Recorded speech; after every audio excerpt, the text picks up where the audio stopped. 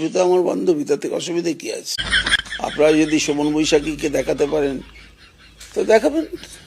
দলে অনেককে খুঁজে পাবেন, সৌগতদাকে খুঁজে পাবেন, যারা যারা আছে। দিদিমণি তো খবর রাখেন না তা না, সিরিয়াল দেখেন, সিনেমা আর্টিস্টদের খবর রাখেন, তাদের কটা বদল হলো আর কটা থাকলো তিনি খবর রাখেন না। অর্পিতা মুখোপাধ্যায়ের মানে বান্ধবী হিসেবে স্বীকার করছেন না, মানে সদর্পে বলছেন সেটা। সতর্ক বলছি, তাতে কি হলো, কি করবেন আপনি? আমার তার যদি দুটো থাকতে পারে, আমার বউ নেই, আমার একটা বান্ধবী থাকতে পারবে না? বাহ, কিসের ইয়ে হলো? আমি সদর্পে বলছি। দেখুন, আপনার একটা বান্ধবী থাকবে না 10টা বান্ধবী থাকবে বা কটা বান্ধবী থাকতে পারে, সেগুলো আমাদের জানার কোনো ইচ্ছা নেই, কারণ সবারই বান্ধবী থাকতে পারে।